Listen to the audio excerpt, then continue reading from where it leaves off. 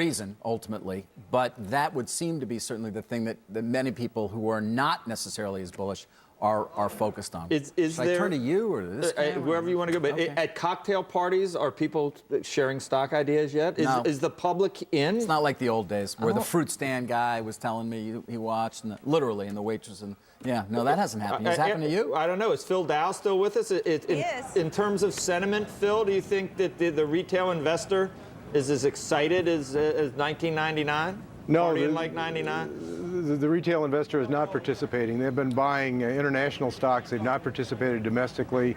And basically, with regard to valuation, you've got the Dow trading in a lower trailing 12 PE than the S&P. Right now on the S&P, if you use average estimates out there, we've got an earnings yield of just over 6% and a 10-year Treasury at 10. I think that would drive asset allocation models into the stock market. So I don't think there's tremendous downside here. Joe and David aren't going anywhere, but Phil, let me just give you one more quick question before we take a break. You know, following up on what Joe said, you've got 5 stocks that accounted for half of the gain from 13,000 to 14,000 here. 3M, GM, Caterpillar, Intel, and Alcoa. Are you worried at all that that's a bit lopsided, that the participation hasn't been broader?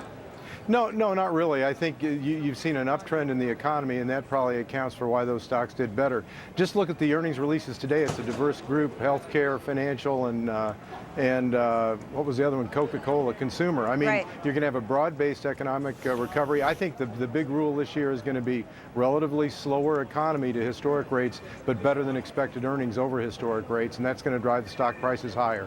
All right, well, Phil Dow, we all appreciate your being with us. Again, Joe and David not Thank going you. anywhere. Let's check in on how all these stocks are trading since he's just talking about all the earnings today. And for that, we go to our market reporters. Bob Pisani is here at the Big Board. Bob, you know, now we're up 9. We're sort of bouncing around 10. I'm starting to get excited. There's the thing that matters is the global economic expansion is the single most important factor why our stock market is going up, why the global economy is going up. Other than the global economic expansion, the second most important thing is M&A activity and buybacks. Here, come over here. Here's Pogo. Pogo's a big oil and gas exploration company. They just announced a couple minutes ago they're being bought by Plains Exploration, $60 a share. Is that a good, bad? It's almost a 20% premium over where it was yesterday, and Pogo was near a new high. So they're paying top dollar here. M&A activity is still continuing. And of course, you heard about other things that are going on here in terms of M&A, but let's just talk about the earnings situation. Companies that have access to the capital markets, we've said before, the Merrill Lynch's of the world, the State Streets are doing very well. Their earnings are better than expected. A little bit tougher situation with a lot of the regional banks that are out there. I mentioned this morning, Regions Financial, big bank in Alabama, earnings in line, increase in non-performing assets. That's what we're keeping an eye on that. It's down right now.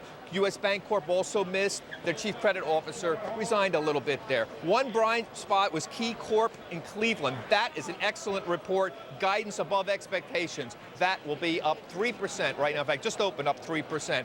Also, I mentioned, besides M&A, buybacks are key. Roman Haas announced a huge buyback today. $2 billion, 15% of the market cap of the company. It just opened up 7%.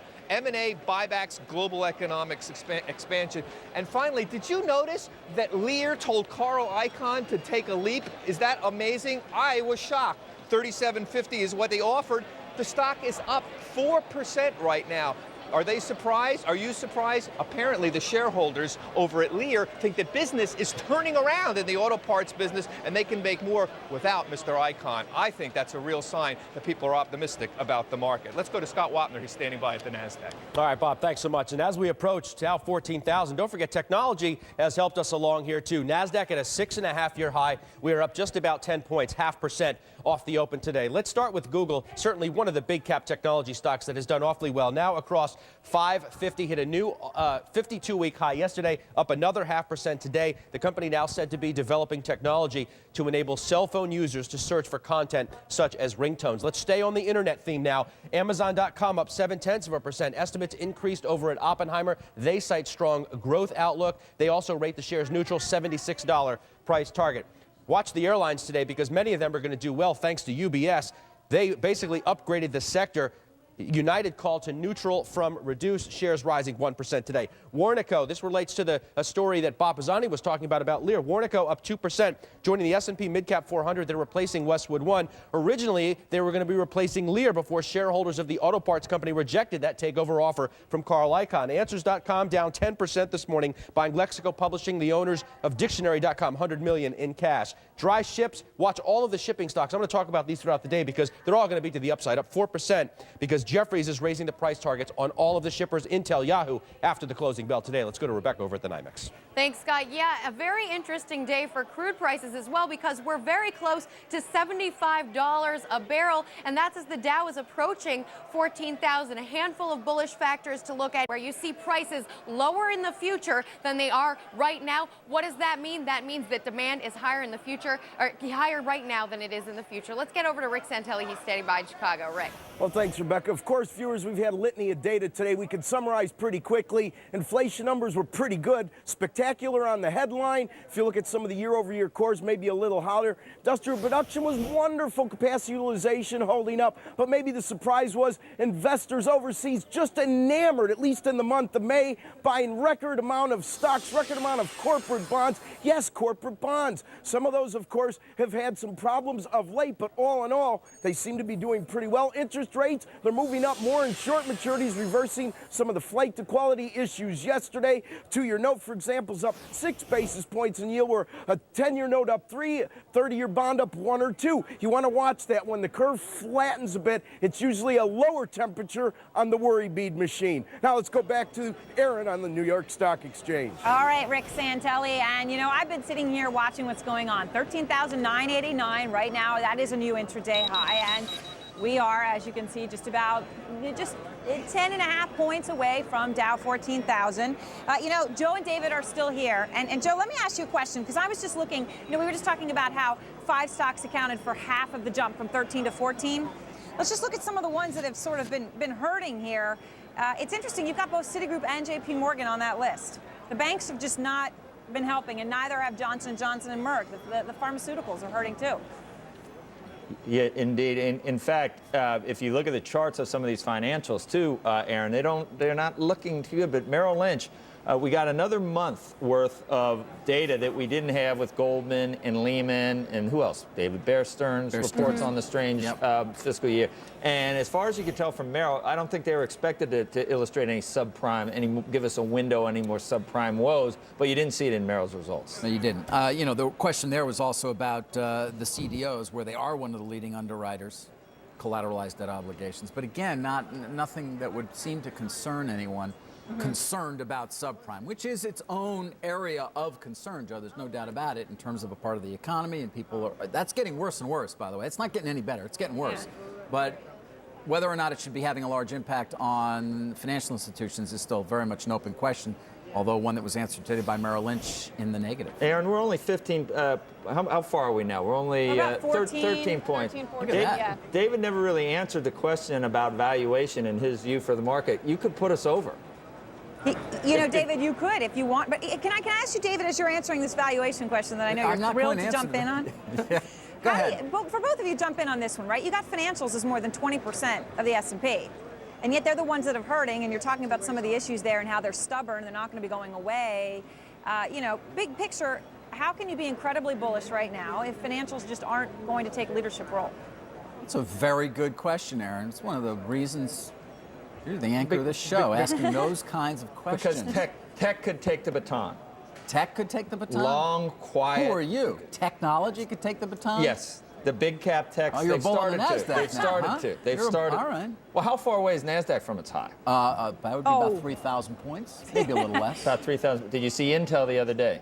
No, I didn't. Tell me all about it. Oh, 3 million shares traded in the last 2 minutes. It was up 6%. It's back to 26, 27. You see Microsoft, you see Cisco, you see Hewlett, you see IBM. Amazon, Google. Amazon, $75. Yep. No, technology. Maybe we don't need the financials. Right. Now, forget the financials. But you know, it will be interesting, especially the largest financial institution, Citigroup, to see what develops there. That stock price, as you say, has done nothing for quite some time. And of course, Mr. Prince, the CEO, is under some pressure.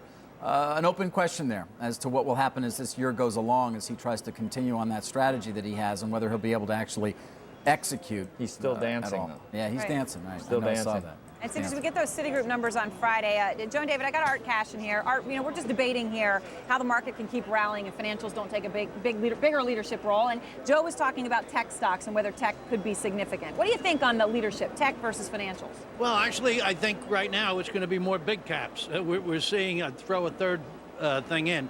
The weakening dollar continues to make the multinationals look good on the earnings, and I think they've been helping out here. We're up 40 points. 14,000 looks like the irresistible object. We're only 9 points away, and I think they're going to ride on the back of the big caps. The techs are showing new life, not frothy like they were back in '99 and 2000. But I think you're right. The financials have tough slogging ahead. All right, so here we are. We're 5 points away. Art, what can you say to do the deed for us? Well, first of all, I didn't bring my wallet. Otherwise, we'd take care of it right now. But I do think they just want to get there, so I think they're going to make it move. The momentum players and others. Yesterday, I think we had a lot of support from Europeans. Today, it looks like domestic money carrying the task.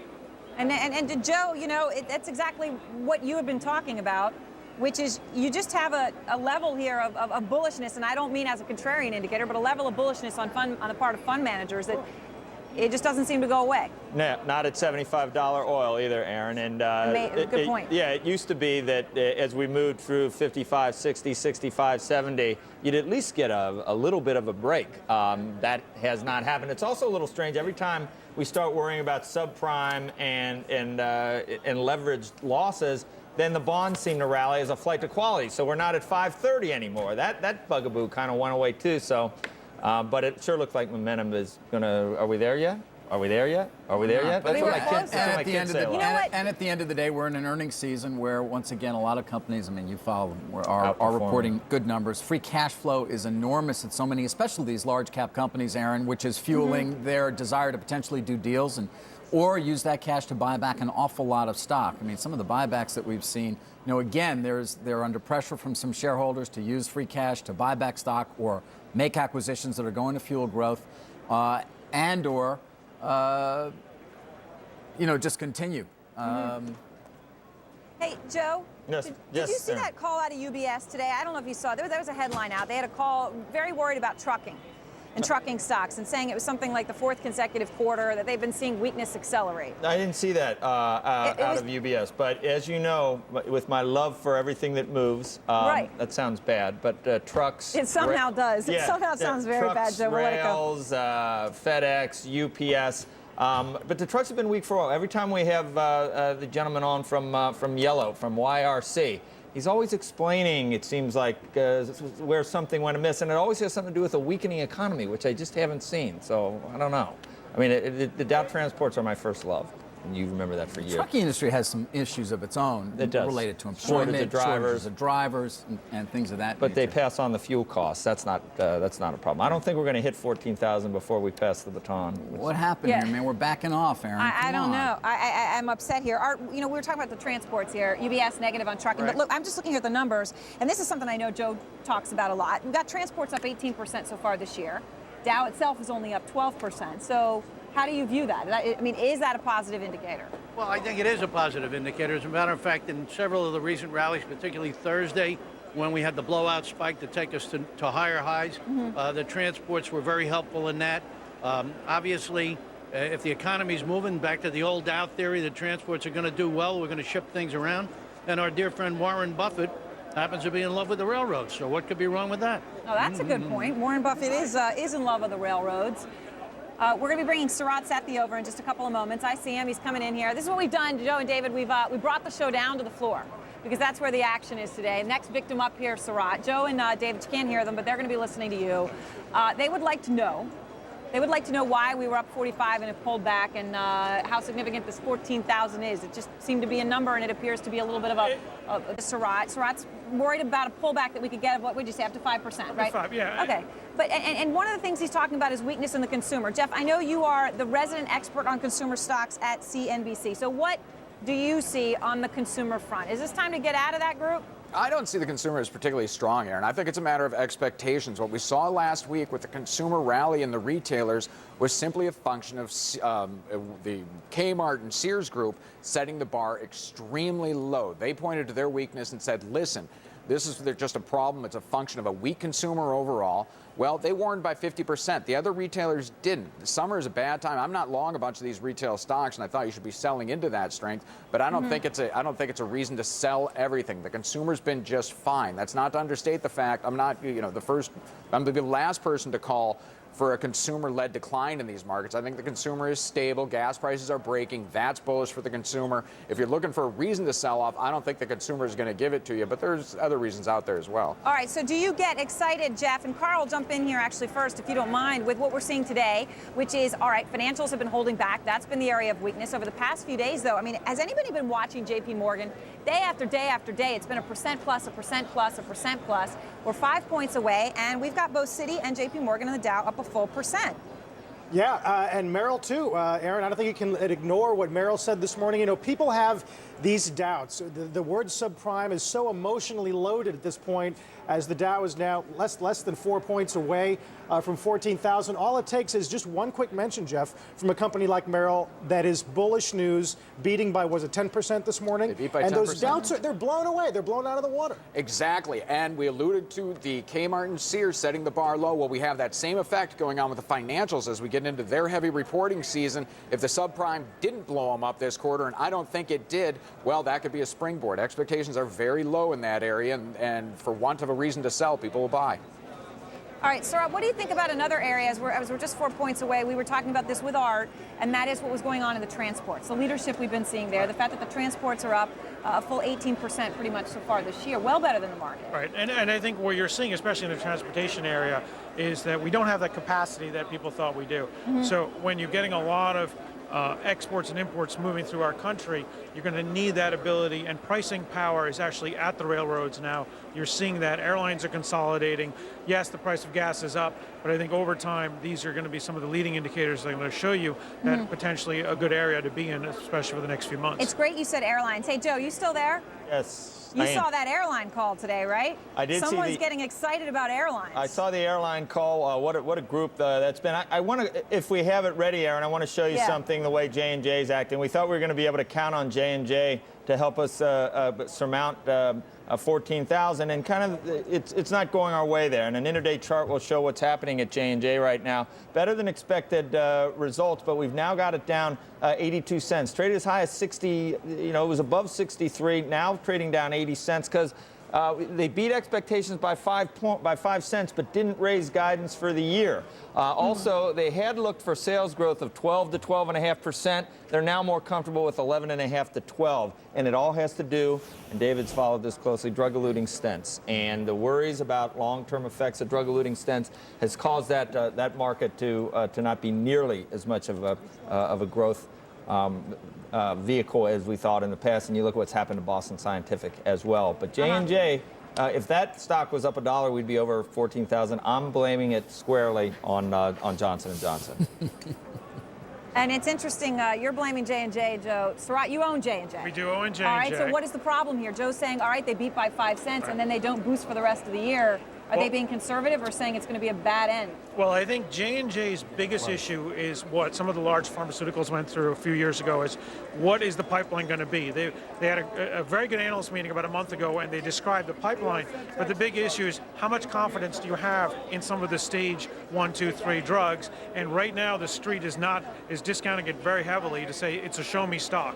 So yes, the consumer piece of J&J is doing very well, but it's the pharmaceutical piece that really has to prove itself, and I think that's one of these stocks that you own and you buy. So you're buying it now. We are nibbling at it now. Okay. We're nibbling at it now. We think if it comes down a little bit more, we'll probably get a little more aggressive, but we do own it for clients, and we've owned it for a while. All right, Jeff Mackey, the other big thing holding the market back today, it's not just J&J, it's Home Depot. As a retail play that falls squarely into your sphere, What is the problem here? Home Depot has kind of ceased being a retail play a while ago with the home builder collapse. They've become a buyback play and a financial management play. That's going to be an investment. That's not really a trading story that we're looking at for Home Depot. The interesting thing on J&J, to return for that for a second, is the reaction to the news. It's never the news, it's the way the market reacts to it. We've got the bar set very, very low for earnings growth this quarter, somewhere under 5%. J&J exceeded that. The stock market is not reacting well to it. Last quarter, it was a huge boost to the market that we were able to beat those low expectations. If that doesn't manifest itself, and J&J is a tell that it might not, that's going to bode poorly for the market from here. All right, and one thing here, I'm going to just put this out as a free ball here. When we look at the stocks that have led the market up from 13 to 14, you know, David, General Motors is the third biggest percentage gainer. General Motors. And I say, are you kidding me? I mean, General Motors. Well, it had a long way to come. You know, maybe. I guess that's a good point. That's a good point. Yeah, and they have been getting things together to a certain extent. Listen, there's a lot of people who can question whether General Motors still has a lot of growth ahead of it, or is going to be able to get its house in order on a number of different fronts, including with the unions. But it has been an interesting move there. The parent of our network, GE, is also, as we saw at the lower part of the screen, had a very nice move since Dow, 13,000, up roughly 12%. First time it's had a move like that in a very, very long time. That has contributed. And, you know, listen, it is the big caps, as one of our guests said earlier, that have really helped here. JP Morgan is a big cap. You noted that earlier. ExxonMobil is at a new high. Again, the largest of the large caps. So there has been a move towards them. And, you know, interesting, again, back to returning stock to shareholders, we saw Home Depot, which might be a lot worse and reflective of the deterioration in the housing part of the economy, if not for that very large tender offer they have underway, where they're buying back $22 billion worth of their stock. There has been a lot of pressure from shareholders to both use cash and lever up to a certain extent on balance sheets, indicative of what have been very free credit markets for quite some time, to lever up and return a lot of that share. There it goes. There you go. 14,000. All right. Oh, Joe, was it you? You said Can we go now? But it was fleeting. It crossed and it came back, and I thought I heard the lemming's voice as it came back. You did. That was me. I do a lemming. Look at how Fix it quickly now, Joe. Fix it. Oh, we get to keep the hats? That's it. Oh my gosh. We'll All right, take well, it. we did it for just a moment here. Surat, what is your best idea right now? Any stock doesn't have to be on the vaunted Dow. Well, one area that we really like is the freight forwarders, Expeditors and UTIW. These are companies that help companies with transportation, customs, logistics. And why I like both of those companies is because a majority of the revenue comes from overseas. They are high cash earners, very low capex, and really play on global growth. And their earnings per share is going to be in the double digits, close to 20% for the next 3 years. So those are companies that we like, and we're buying pretty aggressively for our clients at this point. All right, freight forwarders. Joe, you must be getting very excited, probably doing a little jig in your chair. Yeah, I'm a little uncomfortable. You're right, Aaron. We're ticker safe, though, right? Yeah, you know how much I love the transportation average. At least we did it under your watch. 14,000. You didn't need Mark with his tomatoes. He's going to be sad that he wasn't here for this. I know he is, but you know what? I guarantee you when he comes back, he's going to have some sort of a special hat made, and there might be an arts and crafts project going on right now. Yeah, hat in a very large size. I know, size 12. I failed to mention that the Dow is a statistically irrelevant index. You have not said Oh, we that. have not. Go. You better make that point. Yeah, I'm sorry. As we end the show, Aaron, everybody remember, of course, this is a price-weighted index, not a market cap-weighted index, and so really is completely irrelevant and is only kept this way as a result of having to measure it over long periods of time. They can't change it, but the S&P is obviously the one you should follow. That's right. I guarantee if the Bancrofts say yes, we are going to cover S&P exclusively here. That's right. You heard it. You heard it. All right, the S&P. And Liz is coming along for Morning Call. Liz, I guess you must have a lot lined up because we haven't yet held the crucial 14K. We got people on the phone. We're pulling in all of the experts to be looking at this actual meaning of what this does. You know, what kind of heft does this really have for the overall stock markets? But you really can't deny, and I know that Joe and David and Jeff Mackey, Carl, everybody, they understand that this is just a round number, but by any stretch of the imagination, we have seen more than 50 record highs since October of last year for the Dow Jones Industrial. So this has been a really significant run, one that's in the history books, not to mention, Aaron, as they did just talk about it, the S&P coming within 1.5 points of the all-time record for the S&P. So that really stretches out for people who are new to the stock market. That really stretches out the feeling that almost all stocks in North America, or at least the 500 big ones there, that those are the ones that are also participating in this record run. All right, well, Liz, it's going to be a great day here, and there could be a lot more milestones to be made. Carl Quintanilla, thank you. Joe Kernan, David Faber, Sarat Sethi, Jeff Mackey, all of you, thanks for being with us. And of course, we had Art and Phil Dow. Thanks to all of you. Let's hand it off to another great ensemble, and hopefully something for the record books on Morning Call.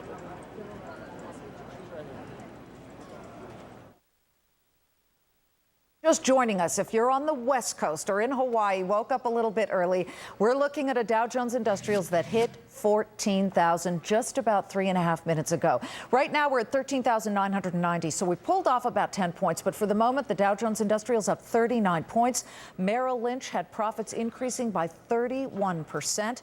We did get the producer price index number. This gives us an indication of prices at the wholesale level. While the headline number came in lower than expected, so no real sign of inflation there, the core number was up 0.3%. So that indicated that maybe we're seeing a little bit of creep into the core rate there for those numbers. But let's get right to Michelle Caruso Cabrera. She's in the thick of it. Michelle, what a day already. Yes, certainly. Morning. Crossing 14,000, the big milestone. You know, Wall Street's never satisfied, Liz, because now we're going to be asking all day, can it hold that till the close? That's going to be really significant. Bob Pisani's here to join us to talk about this day. Yeah, and it doesn't really matter whether it hits at this minute or it's going to be there, folks. We're there at the new highs, and the important thing is how we got here and why we're here, and is there much of a future? Because are we going to be talking about 15,000? Because there's a big number, and I think the answer is certainly yes, folks. Let's take a look and review why exactly we're here. We're essentially at 14,000. Let's not get crazy, folks, about it. We're there. The important thing is as follows. Number one, the global economic expansion, and that's why we are here.